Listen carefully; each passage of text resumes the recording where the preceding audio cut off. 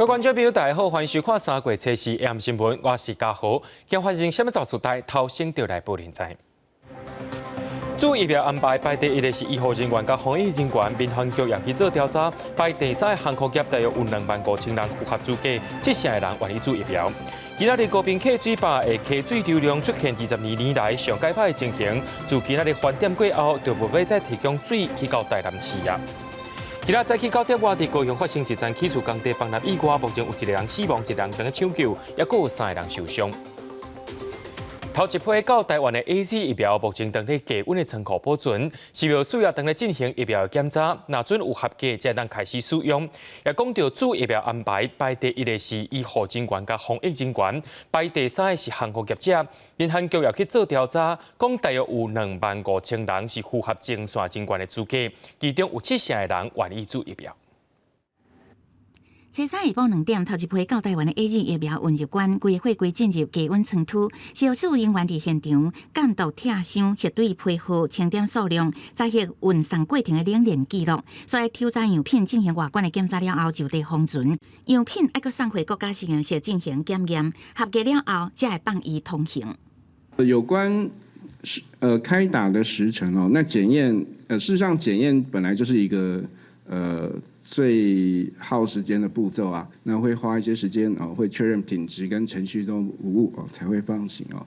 所以目前应该不会是采这个7天的这个方案哦。根据指挥中心公布的注射顺序，维持医疗量能的医师人员优先，维持防疫体系的相关人员是第2，第3是高风险接触的人，包含机场、商港以及防疫旅馆的第1线人员。第4顺位是特殊因素必须爱出国的人，所以依照顺序就是军警、照护机构以及校正机关人员、国安人员，65岁以上的长辈排伫第8顺位。若是属有高风险接触的航空业者，民航局已经完成调查，包含各航空公司的机组员、机务人员、地勤人员，也佮有空中督办的人员，初步估计有25000人需要做。主要调查包含航空技师的组员跟外籍接触旅客比较多的，以及我们航空站，然后还有第一线服务人员、清洁消毒，以及地勤组员大概这些人为标的。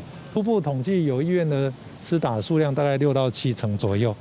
航空业注射意愿悬，过头一批疫苗，敢若完成到货的11.7万剂，会当做的时间也唔知影。若是外界所关心，到底咱国为 COVAX 平台分配到头一批的20万剂疫苗，到底什么时阵会到？指挥中心是讲目前也是无进一步的消息。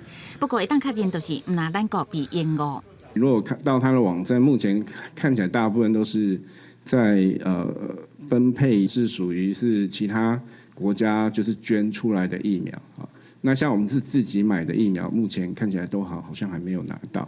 若是国际一直传出注 AZ 疫苗了后出现死亡的案例，指挥中心是讲，以英国做例已经注690万剂 AZ 疫苗，出现205件死亡事件。经过事后调查，确认甲疫苗无关系。虽然疫苗入来到台湾时间还无确定，不过医界建议爱量早规划分配来做，尤其是爱确保第1顺位的医护人员，万一注了后出现副作用，会当放心请假休困，袂影响到原本照顾的工作。记者综合报道。对3月开始，中国禁止这个台湾的往来，农委会主委陈吉仲今日表示讲，今年台湾去到日本的往来已经超过5000吨啊，甚至有厂商要另外再进口1200吨。陈吉仲也挂保证讲，5月会有往来销对澳洲去。有人讲到中国拢是使用订单总包，全靠中国食清了后，落尾才家己吊订这款的行为。陈吉仲也强调讲，若准继续使用这款的步数，今早晚会互自由贸易国家联合反制。提起往来欢喜比战，边通县长潘平安甲农业署官员参与往来征收仪式。看过去，这一箱新鲜的往来全部被外销到日本。120公吨就是20个货柜。那因为这一次啊，所以羽毛第一个响应，所以他也实际的行动，今天就第1个货柜出去。那他会增加100个货柜。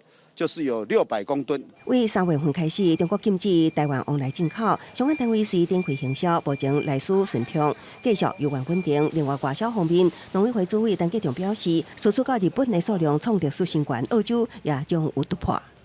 昨天中午是所有的外销业者至少确认是5000公吨。日本还有一个非常大的通路商呢，他会在加码1200公吨。那现在正在谈，那我们这个月会有相关的这样的一个生鲜的凤梨可以到澳洲市场。中国展出禁止进口正限单，在寻求解决方法的同时，外界也质疑过去捌有量大石斑、沙白鱼等类似案件，为什么已经有这款的经验，却也是放弃吐实？但是全世界的成长的幅度是远超过卖到中国，在贸易上是进出口大概是接近平衡，这样的一个议题都跟政治绑在一起的时候，那最后可能会让其他的这些比较属于自由贸易的国家会团结起来，这样的话，最后本身伤害的可能还是他。但计中也认为，若讲中国处理国际贸易的方式，也是像进前处理澳洲龙虾迄款，时间若久，主要贸易国家都会团结做伙，联合反制。上尾受伤的也是中国。另外，台湾的往来外销目前遍及17国。农委会指出，将继续辅导业者开拓生鲜加工等各种市场商机。记者综合报道。这会来帮助农民买往来，交委会也招这侨胞来买，想要到美国侨胞开钱买往来，说因为美国法规限制，钱的往来是无法度进口的，说引起众人批评。侨委会也回应讲，会当买往来加工品，也算是有帮助到农民啦。中国禁止台湾往来，中央地方做定来采买往来，侨委会嘛号召侨胞来斗相共，要互世界看到台湾往来。未少伫美国的台湾人积极采买往来了后，发现钱的往来根本无法度进口美国，引发未少质疑的声音，认为侨委会根本是咧做内部的宣传。到昨天晚上为止，也统计了大概有64万吨，这个6万4千多公斤，这样的一个采购的这个数量，大概有20个货柜左右。并不是这个外界说我们在做大外宣、大内宣搞过头。凤梨醋、凤梨酒、凤梨果酱、凤梨果干，我们这些产品制成加工品以后，是全数都可以外销到美国去的。对无法度进口钱的往来的国家，侨委会鼓励以买往来加工品来取代，也是捐出来做公益。同时紧急收进文宣，讲会当外销往来的国家分别是日本、韩国、马来西亚、加拿大等国家。对政府鼓励侨胞买往来煞食袂到，国民党强烈批评，讲这看得出来是政府执政的함果。那这件事情就凸显了这个蔡政府他在处理事情的躁进，还有他只想做大内宣，连凤梨不能进美国这件事情都没有先弄清楚，然后梗图就急着要做出来了。那我想这个是完全凸显他执政很荒谬的一环。台湾除了中国市场嘛，积极前进新南向国家。2016年，佮成立台农发公司，以农产品国家队来推广台湾农产品出口。国民党摕出数据显示，这几年来公司了钱真严重，这个往来事件，佮无看到台农法有任何应变作为。呼吁政府应该摕出更加具体行动，协助稳定外销市场。记者郭彩陈为台北报道。往来看线，咱继续来关心台美的关系。美国总统拜登发布一份国家安全战略指南，明确表态会支持台湾。另外，美国组织的代理大使杨周初二也邀请咱台湾驻伫咧日本的代表谢中廷去到伊的官邸会面。这也是台美断交以来，美国官方头一届邀请咱台湾驻日本的代表去到官舍进行交流。美国对台湾的战略看起来是哪来哪清楚。美国总统拜登发布任内头一份国家安全战略指南，明确表态支持台湾，强调台湾是关键的经济甲安全同伴。也拿美国国务卿布林肯伫头一场外交演说内底，讲中国是这世纪上大敌人的政治考验，要安怎对抗中国，已经成做美国优先的工作之一。We will manage the biggest geopolitical test of the 21st century, our relationship with China. Our relationship with China will be competitive when it should be, collaborative when it can be, and adversarial when it must be. 布林肯强调讲，中国是唯一一个有实力挑战美国的国家。面对新疆人权去互侵犯，香港民主互糟蹋，美国袂点点。也那外交部是对美国这份战略指南表达感谢。台美有理念相悖的同伴，嘛会持续深化同伴关系。美国驻日本代理大使杨周伫推特写讲，初二邀请台湾驻日本代表谢中廷去官舍，双方就区域稳定、经济繁荣、强化人员的方向做交流。这是从1979年台美断交以来，美国官方头一届邀请台湾驻日本代表去官舍做交流。拜登政府所说的中国威权的输出，所以我想北京他就是说，虽然会觉得不满，但是可能会很难去对应。学者指出，美方战略指南，互台湾更较有信心。不过中国无排除会透过其他的方式起事，甲台湾施压来反制美国。中军南部战区顶日展开多军兵种的演练，派登陆艇、架战车掩护。另外，海军陆战队搁执行登陆作战，无去扣敌军火力攻击，防解脱是要夺取东沙岛来做准备。组织分认为讲，这个操演主要也是因对内宣传，以持国内局势稳定。记者综合报道。欧洲的国家立陶宛因最近通过决议，讲要脱离中国加中东欧国家合作的17+1计划，甚至讲要伫咧台湾设一个办事处。立陶宛经济部证实讲，为着要加强合作，年底进前会伫台湾设一个经济办事处。咱的外交部也回应讲，任何对深化关系有帮助的，拢欢迎。立陶宛国会伫咧随日通过决议，支持立陶宛脱离中国主导的17+1合作机制。立陶宛现任国会外交委员会主席讲，中国想要透过这个机制接管中东欧国家的基础建设，立陶宛无应该冒险。也讲立陶宛应该专家开向来其他的民主国家合作。立陶宛的经济部也证实，为了要加强立陶宛伫咧亚洲地区的经济发展，今年底将会伫台湾开设经济办事处。我们对于任何有助于深化台湾跟立陶宛友好关系的构想，我们都秉持一个欢迎的立场。那对这个事情，外交部目前我们还没有进一步的讯息可以跟媒体朋友来分享。外交部态度正低调，讲甲立陶宛的沟通正顺，严过对设处无进一步的消息。立陶宛是波罗的海3个国家之一，人口差不多300万，是上早宣布脱离苏联独立的国家之一。有历史的经验，所以对受到大国家威胁会当感同身受。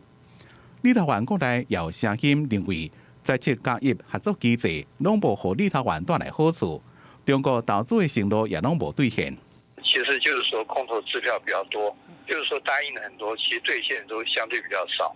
所以当然久了以后，他们当然也会有那种不满的情绪了。东欧国家借着这个宣称要提升跟台湾的关系，来给北京施压。立陶宛伫咧去年4月，有包括50位国会议员在内，超过200位政党人士联名致函予总统，支持台湾加入国际组织，甲伫台湾成立代表处。现在欧洲友台声音无停，比利时弗拉蒙区议会伫初3案也表决通过友台决议。要求区政府鼓励欧盟深化甲台湾的接触，支持台湾参与国际组织。咱外交部对此表示感谢。记者综合报道。讲到海草打的公投第2阶段连署数，目前已经有438000多份啊。发起这个公投连署的团体认为讲，若准政府有诚意，就要甲中油当咧做的相关工程随来停工。不过，总统府的发言人表示讲，目前所提出来的已经是上符合电力安排时间表的方案，对民众一律会提出诚意来沟通。志工无用试试，咧处理寄来的批，连署数高初3一天，就阁收到70654份，阁创下高一日的新高。目前的总量要44万份，而且阁持续伫咧增加，嘛互总统看到民意的展现。一方面认同这个方案上符合需求，另外嘛强调讲爱好好沟通。现阶段最能符合供电需求时程的方案，执政团队就是诚恳的沟通，那正面的来面对大家的意见。发起公投的团体表示欢迎沟通，不过嘛认为政府应该爱先提出诚意。可是很遗憾的，现在还在继续动工当中。如果从我个人的角度来讲，我认为中油应该要立即停工，等待公投的结果。停工呢，就是展现诚意。除了停工，发起公投的团体从打开始就希望举行听证会，有严格停书。公投的结果，政府嘛爱落实，不过总统无接受，才会退一步接受类听证会。虽然无法律的效力，不过各方的证据会当互大家来检验。各式各样的沟通的形式，都可以。有可能是他们期待的这个类听证会。坦白讲，你如果问我，我还不知道什么叫类听证会。前一天讲第3天然气接收站若无起，就会增加小土团的量来发电。经济部长王美花强调讲，这绝对不是咧恐吓人民。不过款团要是呼吁经济部，唔通干来做一个网络的图。减煤的期程往后延之后，如何去维持这个电力稳定的供应？这个其实也是政府应该要来提出的计划跟方案，然后与民众共同讨论的。那公投的过程应该是把这些资讯摊开来，让民众做一个共同的选择，而不只有图卡来跟民众做沟通而已。政府讲无摆脱沟通，愿意坐落来好好啊讲。不过发起公投的团体认为讲，若是政府敢若想要开公听会，讲因家己的意见，安尼实在是无必要。记者综合报道。讲到咱台湾目前拢伫咧欠水，伫咧南部本地高雄，逐工拢会支援台南10万至15万栋的水道水。不过今仔日高屏溪的水坝溪流即个溪水的流量出现22年来上界歹的情形，也决定讲自今仔日饭点过后，就无要搁再甲水送到台南去啊。台南市政府也呼吁民众讲，就要赶紧来上水。高屏溪10号坝甲固定坝因为欠缺落雨，规个现出水面，阻断高屏溪的水头甲水尾。南部持续无落雨，原来互水情愈来愈差。原本盛期甲非盛期水流量差真济的高屏溪，去年盛期高峰5月22日水流量是4425 cms， 测时剩8.3 cms， 创下22年来的最低量。高屏溪是属于川流式引水，它不像水库有蓄水的功能。目前的流量是8.3 cms。大约进到自来水公司一天的量累积起来大约70万吨。高雄逐工向北送10至15万吨水，予台南使用，即马会当划停，予台南欠水更加严重。其中用水大户南科园区，逐工用水17万吨，差不多占台南总用水量的15%。市政府是希望延空再生水厂地位完工了后，确保大台南工业用水无问题。初期这个厂大概会提供8000吨的一个水量。那预计在112年那会完成全期1.5万吨的一个再生水的一个供应计划，给我们南科园区的厂商来提供用水使用。目前台南水情是减量供水的甘仔石定户，市政府预估最后的水库脱水量会当搁挡120天至135天，不过也希望讲卖进入更加严格的限水措施。南华联合管基本上是基于向水源的调配。以台南跟高雄来讲，台南现在是有水库却没有水，高雄现在是有水却没有水库。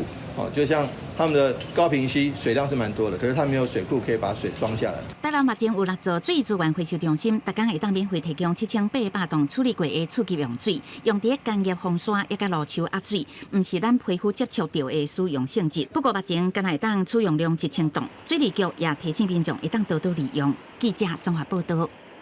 对着阮的镜头来看，在地上大条，今早起9点外，伫咧高雄发生一层起厝的工地崩塌意外，主要原因是地梁伫咧拔钢条时阵，说是雄倒落来，致使有5个工人受伤。目前已经有1个人死亡，1个人正咧抢救。监管处也虽要求业者爱停工，初步也认定讲是施工的停打才会发生意外。消防人员将受困工人吊挂起来地面，准备送医。高雄高山美术堂4路技术建案进行涂骹底5楼地梁拔铁啊作业时，发生地梁倒下意外，造成5名工人受困。因为事发地点伫建案涂骹底大约18公尺，增加救人的难度。一般的破坏机具没有办法剪到这个8分的钢筋，所以靠厂商的一个雨靴切割器，还有它的一个施工的一个吊车把整个数十吨的一个钢筋把它吊挂支撑住，然后呢，我们才能够陆续把那5名伤者给他救到地下5楼。地梁有一些箍筋的部分，那箍筋必须做一个绑扎的固定。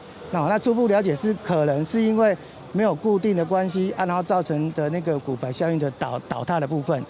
事故初步判定是施工所致，致使总重量至少10吨的地梁倒去。受困的5名劳工拢是原住民，其中29岁姓陈工人，经过送医抢救了后不幸死亡。另外4人，1人重伤抢救中，3人轻伤。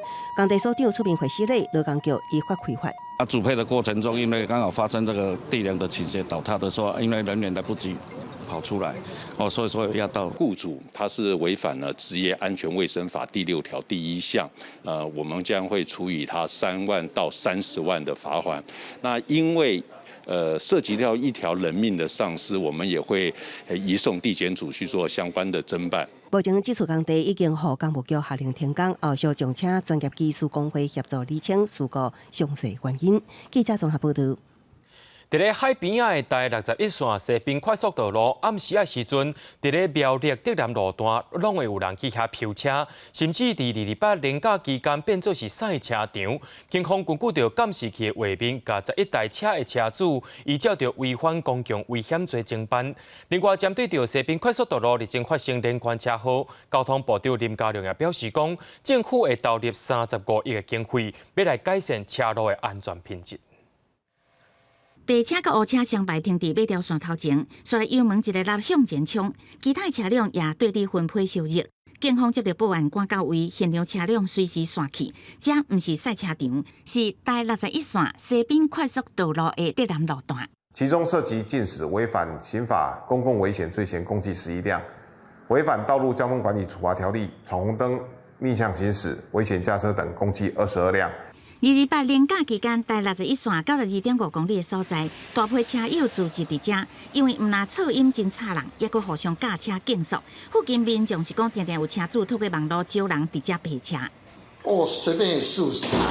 有那么多？有，比交流道有些他们要走很快啊，马上就不见了、啊，他们要聚集也快啊。台61线西滨快速公路伫2019年底全线通车了后，将为国道的替代道路，一寡路段拢是2线的车道，佮加上大小型车受难，也甲气候因素、交通意外真济。原本规划的区间测速也因为有争论，所以划停，即摆煞变做爱陪车的人的好所在。或者是建议，也是爱建立完整的区间测速机制。前面有测速照相，一般的人他就会减速。过了这一点以后，他就加速。你的警察不可能把车子停在路肩去照相，你自己都会被撞死啊！你要针对飙车族来讲，区间测速除平均速度比较有用。学者表示，虽然辖区警方拍算以移动式甲固定式测速来代替区间测速，但是就算密集的设施也敢来当测到通过的速度，无法度防止驾驶人选择路段来陪车。佮加上路的宽度无够，也互执法的环境有这个危险性，所以也是应该健全区间测速机制，才会当有效阻止超速的状况。记者综合报道。人讲有影是歹鬼带头啦，伫刑事局鉴定中心有一位警员进前去互敲着讲伊的身躯顶有炸毒品，考纪会也决议讲甲伊记2大个免职，专案移送台北地检署侦办。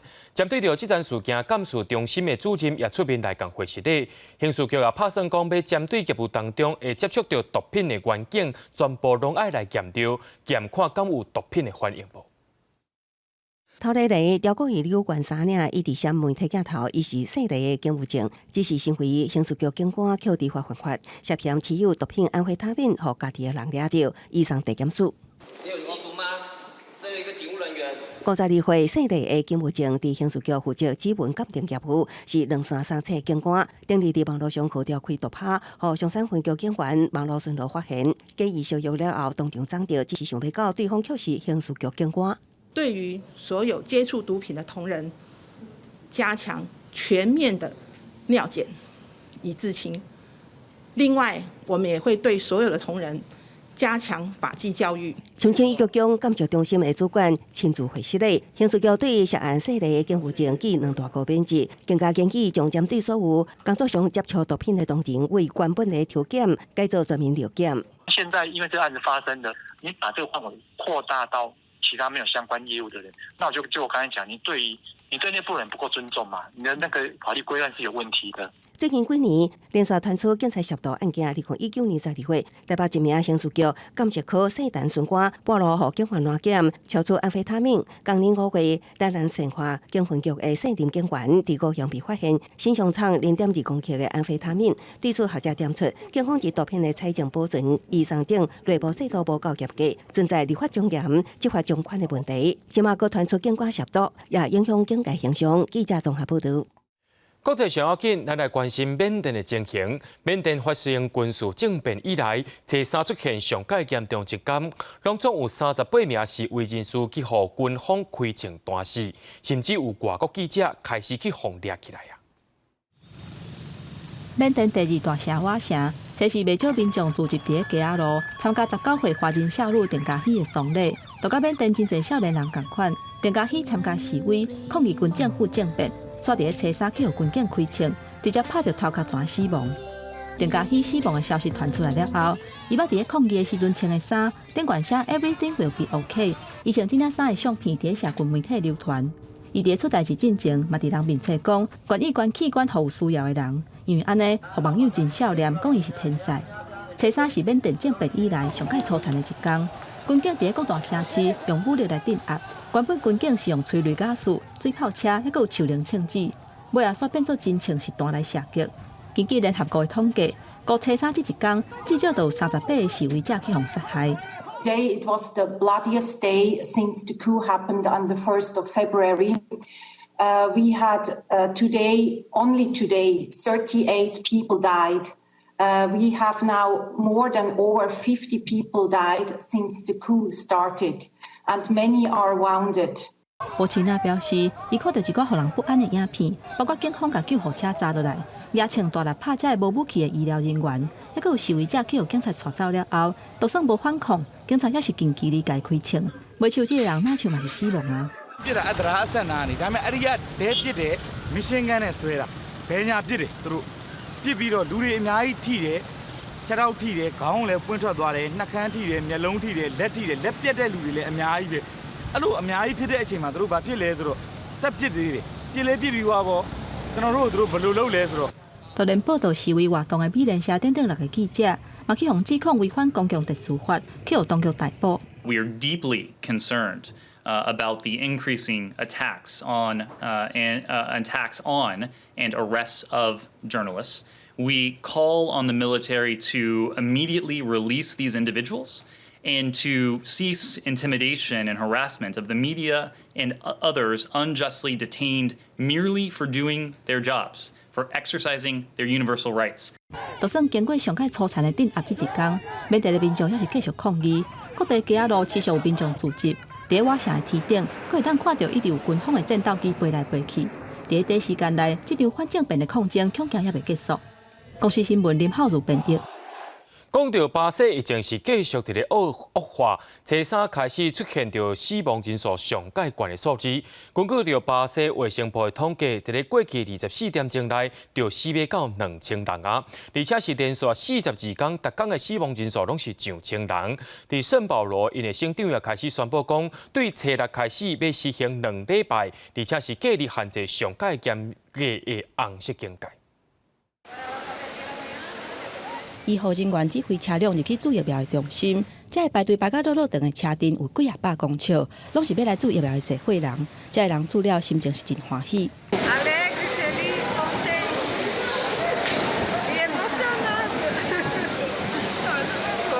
不过巴西疫情恶化，连续几日天创下死亡人数的纪录。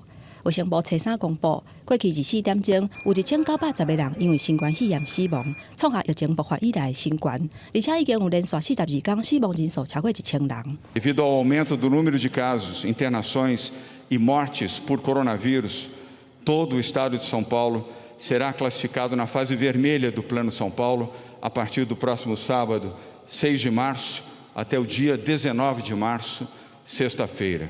圣保罗过去24点钟，平均2分钟就有1个人需要住院治疗，医疗体系强要制载袂掉。根据新的规定，暗时也会限制人阵的活动，酒吧、餐厅敢会当包顿去食，美容院、健身房禁止营业，嘛袂当举办人阵群聚的活动。圣保罗政府嘛宣布，为初八开始会增加500顶的病床，避免公费系统崩盘。流行病学的学者指出，变种病毒是来了真凶狂，恐惊真恶达到群体免疫。 Eu espero que primeiro a gente tome providências agora nos próximos dias e essas providências são providências de algum tipo de coisa próxima ao lockdown. Parar a economia, parar as atividades que não sejam essenciais. 根据约翰霍普金斯大学的统计，巴西目前确诊的人超过1,000万人，有要26万人死亡，是排全球第2多。而且科学家指出，去年12月底伫巴西发现的 P1 变种病毒，传染力比传统的新冠病毒还佫较悬1.4倍至2.2倍，而且会互6成复原的人佫一概去活着。公司新闻郑伟仁编译。 针对到日本东京奥运敢会开放予游客入场呢？东京奥运委员会考虑到观光甲旅宿业者因的防疫措施，宣布讲，伫这个月25进前会甲活动相关的首长进行会谈，决定了后再来讲敢要开放予这个外国游客入去看比赛。 过去半月，东京奥运特别举行，日本当局组织委员会的新主席桥本顺子初三宣布，会伫初四暗时，甲 IOC 国际委员会、日本奥运大臣、东亚都知事甲国际帕奥委員会举行5个人的视訊会議，討論是不是要開放予外國的遊客入場看比賽。国内外における新型コロナウイルスの感染状況や防疫措置、専門家による科学的知見等を勘案し、3月中に判断を行うことといたしました。私といたしましては、具体的には聖火リレーがスタートする今月の25日までには決めたいと考えております。针对奥运比赛观众的入场人数甲限制等，官方 IOC 国际委员会要求日本在4月底之前做出相关的规定。另外，考虑到饭店、旅行社等餐饮甲旅宿业者的防疫甲行程安排，甲对选手奥运防疫费用的增加，东奥组委会决定先确定是不是让外国的观众入境看比赛，所以无排除在疫情严重之下禁止外国观众入境。而桥本圣子为甲奥运大臣时调责任东奥组委会主席了后，嘛表示要增加旅行委员的人数，即嘛确定选出12名新的旅行委员加入组委会，其中嘛有日本的原住民爱努族的成员。新理事はスポーツ界、経済界、弁護士、国際的な活動に豊富な経験がある方に加え、ジェンダー平等やスポーツ団体のガバナンスに知見のある学識経験者。コロナ対策を進める上で知見を有する医療関係の専門家。这个增加的人数嘛，互东奥组委会的旅行理事比例为原本的20.6%提悬到42.2%。毋但是现了桥本的新路，嘛，互规个组委会会议会当反映出更较多元的观点。公司新闻的董朋友。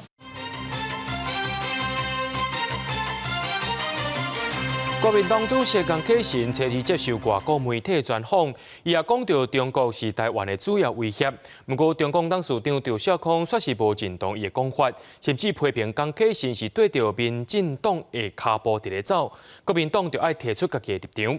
江启臣也驳回讲，面对中国军机的扰乱，确实是威胁，台湾依然是爱转换危机。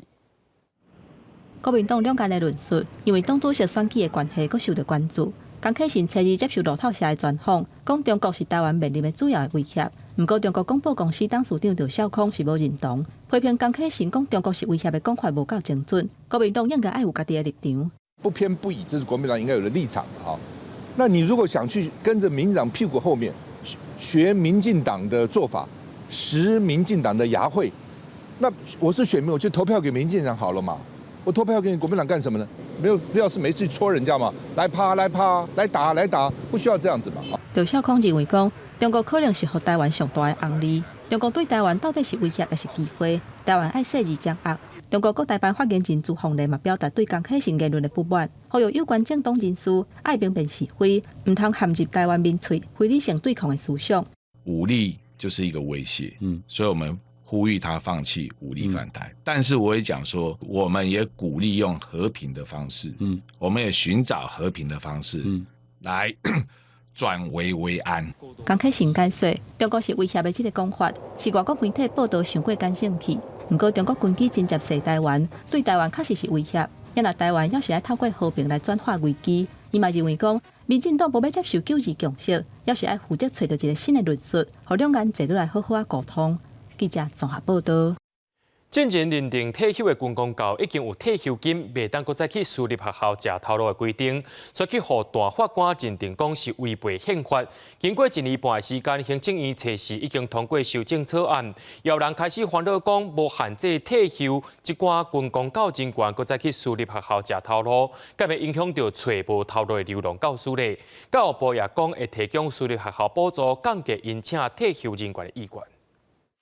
进前，蔡政府推动年金改革，针对退休军公教人员转任私校教师，定一个伤心肥料条款。去年8月，去大法官会议认定违宪，经过1年半的修法，行政院测试修正通过。公务人员退休资欠武术法等3项法律的规定，删除违宪条文。军公教退休转任私校，无需要停领月退休俸。外界是烦恼伤心改进，会败钱流浪教师的权益。的确有这样的争议，但是大法官并没有接受我们的说明，因为没有符合宪法所规定的平等原则。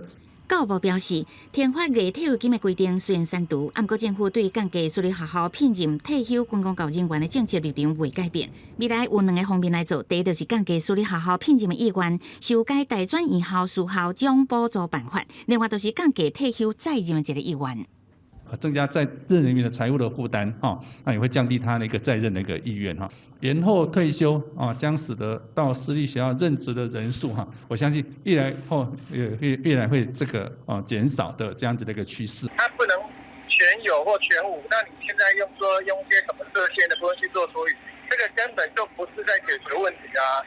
全教总认为三读条文意义无大，全国事后工会是肯定行政院利用奖补助款政策引导学校减聘退休人员。另外，修法原来有公务人员会当比较一般劳工，依法提交退休基金，无计入年度薪资收入扣税。全国公务人员协会前理事长李来希真感慨讲，这是万来正义。军公务人员的这一小步，规个行将近30年。记者综合报道。有一寡人要结婚是真简单，煞有一寡人要结婚是真困难。为着要争取外国同性婚姻的权益，同性婚姻实现案的申请人纪家伟，甲一名外籍侨生去到户政单位要登记结婚，却是去互拒绝。落尾因也提告，希望会当允准因来登记。台北高等行政法院伫今宣判撤销拒绝登记处分，不过却也驳回纪家伟希望允准登记结婚的要求。两边都放空，就等等吧。公调法院1审的判决结果，当时运动先锋纪家辉忍不住笑一个，为了争取跨国同婚权益，2019年伊甲一名马来西亚侨生向大安户政事务所申请登记结婚，互拒绝，提起诉完了后遭到驳回，搁提告请求允准登记。台北高等行政法院测试宣判，判决赢一半，也输一半。他的判决是判一半赢一半输，也就是说，他说大安户政的那个拒绝的处分呢要撤销，就是不是很妥当，但是我要申请登记，他也驳回。我想这个案子很清楚的在告诉我们，其实拒绝跨国同性伴侣登记结婚这件事情，其实已经是被法院做了质疑，不是所谓在理论上面就被否决的。登记关注跨国同志婚姻权益的潘如平对法院的判决表示乐观。事实上，司法院已经在1月底通过《涉华民事法律适用法》的修正草案，一旦修法通过，将会当保障跨国同志婚姻。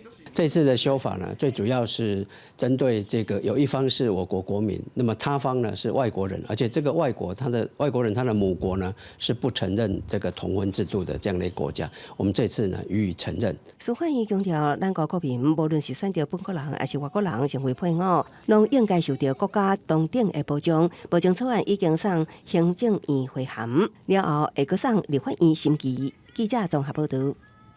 外省北大副偏大对3月开始会调整接单制度，其中也包含着薪水奖金计算方式。伫咧中部3县市会先来试办，不过却引起部分外省县的反弹，甚至讲要发起罢工。而且表示讲新制度是为着要避免外省县骑车骑了伤紧，以及上班超过时间。究竟敢是安尼生呢？咱来听劳资双方的讲法。下晡第一时间，一个到外省县地大街小巷提餐送餐真无用。不过即马传出外省平台副偏大为3月开始调整接单的制度，包括薪水该以送餐的里程来计算，也甲奖金为半个月计算，变做是逐工计算。目前伫台中、彰化、南投3县市大城市，无意外却是引起部分外省县的不满，想要发动罢工。一天要跑到他所给我们的目标单数，真是有难度了。因为真的没有那么多单可以接。外省县表示，20年后公司将中彰投地区分做极度热门区域，也有热门区域，也依照时段分做热门时段甲一般的时段来计算薪水。即马又有新制度上路，外省每一单原本平均的计算57块，降到剩47块，部分外省热门区域就剩44块尔。而且累单奖金为半个月改做每工计算，互全职外省员平均每个月收入拍75折。这种的制度也互北部的外省员是烦恼讲，未来是不是原来会连带受到影响？我们出来赚钱就是希望多赚一点啊，我们觉得不合理啊，对啊，因为我们都蛮辛苦的。比较属于承揽的合约，等于他本身就是雇主了，他在那个平台上他自己可以去接单了，他这个被降还是什么，他可以去寻求那个民法的一些相关规定。对这件代志，副片达发表声明表示，过去常常接到外送 U 盘反映讲，送远单却是领甲近单同款的薪水，较会致使着外送员冒险骑警车接单。为了改善这种情形，伫维持整体薪水无改变的情况下，进行结构调整。若是特工奖金的部分应用法规避免过劳驾驶，致使着交通事故才会意外发生，所以奖金才会改做特工结算，减少超时工作，提供更加健康的劳动环境。记者综合报道。台北市政府甲动产急救处以及着桃园市警察局做伙来举办一个中古的警用机车线顶拍卖，除了一般的重型奥多拜，也有几啊台大型的重型奥多拜。警方也表示讲，拍卖进前有甲这挂奥多拜处理过啊，唔免烦恼讲歹人会摕来加注警察车。市长也做检查，详细看重型机车的外观。桃园大客遗体保管场，测试下晡出现不少对重型机车有兴趣的人。因想到的是这4架轻3cc警用除役大只重型机车。台北市府动产急救处甲桃园市府警察局合作，举办警用除役奥多拜的拍卖。大只重型机车一台底价是3万块。他要补货物税2万多块，只能10万块以内才划算。才能划算呢，所以等于是10万块以内才划算的话，是说是标到8万吗？还是说？不能超过7万5，就是因为它是警察骑过的，所以大家才喜欢。这架雅马哈轻3cc 的大只重型机车，有省油、好操作、低维修率等等几啊项特色。不过对重型机车有兴趣的人来讲，上大的重点，因为这是除役的警察车，有真大的吸引力。警方指出，这批大只重型机车服役的时阵，主要是咧做接待外宾的争夺车队。不过，毕竟这是警察用过的奥多拜，外界烦恼讲，敢会去有心人士上准，买到了后摕去做犯罪用途。其实我们做拍卖竞标之前，我们已经先将那个车上的有关警察的标示跟编号都已经先做处理掉。动产急救处表示，要卖车牌照拢已经交销。投标的人爱先纳清投标款、货物税，甲相关过户规费了后，就会当重新领牌。投标的过程用线顶来进行，避免互乌白出价，致使流标去。每一个人一只车敢来当投标一届，而且爱先纳压标的金额，才会当参与投标。记者综合报道。反对换所谓身份证的民权团体伫初四表示讲，虽然进前行政院已经宣布暂停换所谓身份证，不过因说发现讲内政部并无废除去年底配合所谓身份证所公告修正的相片管理办法，而且初五伫立法院就要完成备查的程序，即期政府是想要偷偷施行所谓身份证。所谓身份证的推动，因为真侪反对的声音，行政院伫年初宣布暂停执行。不过民间团体即阵仔发现，初五立法院就要对进前内政部公告修正的国民身份证甲户口名簿继续制发相片影像档建置管理办法进行审查，即期敢是要偷偷见到法案。如果这个备查没有转审查的话，它就会生效。的这一个我们简称叫做相片档案管理办法。那这个办法它其实涉及了晶片分区及储存的内容。民间团体烦恼讲，相片法的部分条文，因为牵涉到换发身份证的标准，内政部拢还未提出修正，嘛无经过立委的审查，就想要通过法案，唔知是有啥物暗算。针对这件代志，内政部是表示，行政院今年初决定暂停实施所谓身份证进程，因就伫去年底将相片法送到立法院，即马只是照流程咧行。行政院只是那个专法要制定之前我们就已经做修正发布。对本身的那个办法它并没有定施行日期，所以说它的整个修正条文都还没有生效。内政部表示，一定会遵照行政院的指示，检议专法，再来考虑稍后的推动。立法院民进党团书记长罗致政嘛表示，既然政策已经来暂停，立法院就袂搁再处理。记者林雅文、李玉凯台北报道。伫咧新竹的江南乡有3000多个民生用户，因为欠水问题有影是真严重。自来水公司即暂时对宝山水库要设一条新管线，上紧伫4月底就会完工，互当地用水变甲真稳定。水道头甲准开洗物件，即站有水通用的民众是真保守。新竹县江南乡特工用水量6500吨，即摆因为头前溪抗旱严重，剩1000栋左右，造成当地水也无够，对顶个月开始出现欠水的状况。都时常停水啊，用水也不够，水都对啊，前一阵子都时常停水啊。停水太多天会造成大家不便，像洗澡啊、煮饭啊都没办法。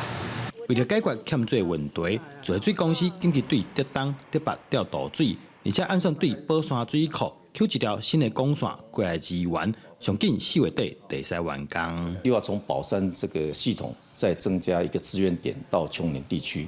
那这个工程我们大概预计最近大概会已经在编制预算当中预计在我们4月底前会把它赶完那目前宝山跟宝2水库的总共加起来蓄水量大概只剩下500万吨那因为现在持续的天候不佳降雨有限那宝山水库像昨天进水量大概只有4万吨上下但是一天供出去的水大概要20万吨那这个未来我们也期望说大家尽量来撙节用水期待这一波春雨能够降下来来到水库的水量强要打底，新德地区宝山甲保利水库水量逐天拢创下历史新低。在水公司讲，即马干那会当祈求天公伯啊紧落雨，欠水问题才有法度赶紧解决。记者张君和新德报道。要看动物大盘山，唔免去到非洲去，伫咧台中乌日的宝花附近，逐工拢有固定规定伫咧走。飞起来，这土山的场面有影是真惊人。不过有真侪人是专工来遮看，造成塞车甚至是车祸，望者民众就要特别注意。土山阵阵像上天，一大牛阵做的青山，同齐去到河边食草，有当中啊个会撩起，看起来气势十足。人讲一生当中定定爱观赏一摆的动物大青山，即马唔免飞去到非洲，伫台中乌日宝花一带都有法度看。这就是饲一寡，就是像饲个赤牛啊，饲一寡水牛，可能人个马牛啊，啥话咧，足侪人拢来看。伫台中乌日宝花附近，逐工拢有200多只牛伫溪边洗身躯、食水草，也黄昏的河边，随风摇的歌芒，阁有牛阵同齐青山。目睭所见，袂输去到非洲，伫咧空旷的草坡游赏风光。遮尔特别的光景，也吸引侪人到地摄影。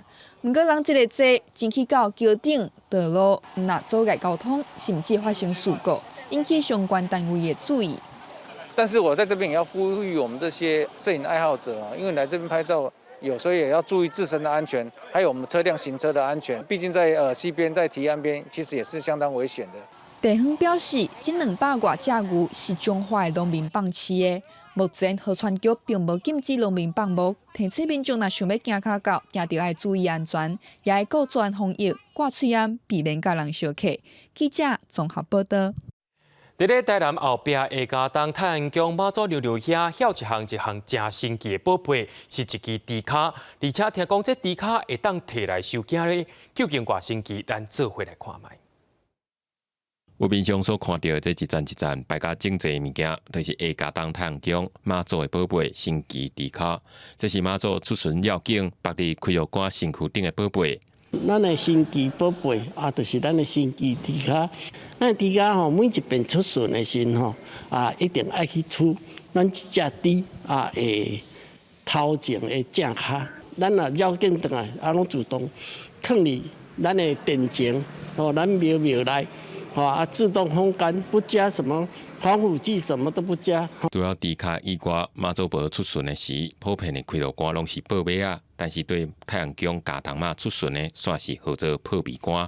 庙方表示，这是因为加东妈是黄袍妈祖，天界身阶搁较悬，破鼻官手提马鞭，穿黄衫，甲白色腰裙，随身带猪卡、韭菜、葫芦。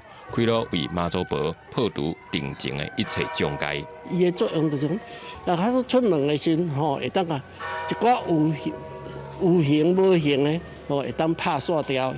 那么，假使讲咱去绕境期间，有队伍的人员、工作人员，假使讲热着，食了腹肚无好，咱妈祖咱的破鼻干。随身的猪卡会当菜甲收惊甲消灾解厄。抬到绕境圆满，破鼻官所在猪卡就会供在太安宫的大殿。庙方表示，到今已经留13基的猪卡，历史上久的已经放50几年啊。而且一般的猪骹真紧就会臭烂去。但是破鼻肝所在的猪骹对要紧行遐尼侪工，摆伫台电竟然拢毋捌腐败。当有需要，只要跋杯得到妈祖杯的稳准，就会使免费收惊，用猪骹来消灾解厄。这个升级猪骹也已经变作是下加东太阳宫的镇店之宝。记者综合报道。真侪人拢认为讲宫庙是比较传统的，不过即摆有一位少年人叫做陈鸿辉，伊使用台语文设计真侪瓦近生活的文案，搁伫咧网络社群平台做宣传，互信仰甲社会议题产生关联，也希望讲少年辈对传统甲台语的传承有更较深的认识。投票箱含添油香、非洲地质议题，也有挂水案预防新冠肺炎。用生活化的方式宣传各种重大议题，这个文宣创作者拢是这位伫传统宫庙做网络社群编辑的陈鸿辉。比如讲 Facebook 的面顶有足侪少年人，因可能各种社团或者是讲同温站、同温层，因会讨论一寡社会议题。我感觉这若是以庙宇的角度的立场来去宣传这款价值的话，我感觉是袂歹的。陈鸿辉讲，一般人看到新兵团，拢感觉内底会有变身啊。伊希望用参一般庙宇较无共的宣传方式，互大众知影，地方的新兵团对社会嘛是真关心。尤其伊嘛发现真侪少年人想要来参与，虽然为台语袂练长，甲传统文化接袂起来。有一天，这囡仔若袂晓台语，伊要重新来学这个发咒的时阵，也足痛苦的。所以中段会当来推广台语，互大家慢慢找回这个兴趣，去甲这个文化继续甲伊传落去安尼。这阵庙宇甲台语文引起注意，但其实伫古早时代，真侪宫庙有咧架册。另外，真侪庙口的歌戏表演，并到彩绘，有真深的教育意义。咱伫电影里，咱会使看到庙宇一定有做这个顶头，顶头就是传统表演艺术。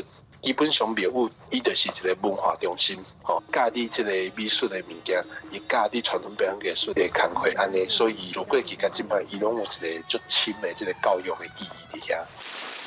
历史悠久的民间信仰，要安怎甲顶一代经验和新一代活力合做伙？少年辈用新时代的方式，将传统文化、本土语言放来网络顶，成功引起讨论。记者杨淑晴、曾佩文、谢桂林新北市报道。明仔载天气时好也是歹，做伙来看预报，恁就知。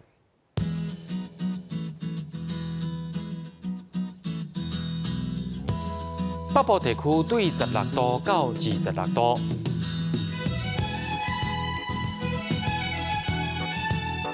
中部地区对17度到27度。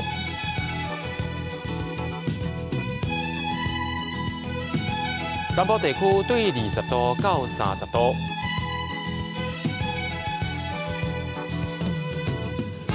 东部地区对18度到25度。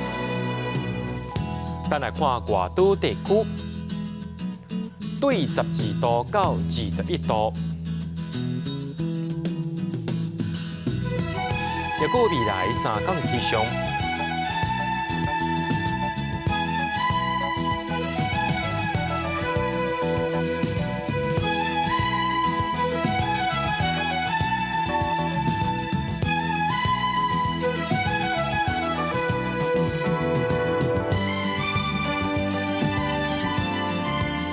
感谢各位观众朋友收看今日的《AM新闻》，我是嘉豪，咱明仔载同一时间再会。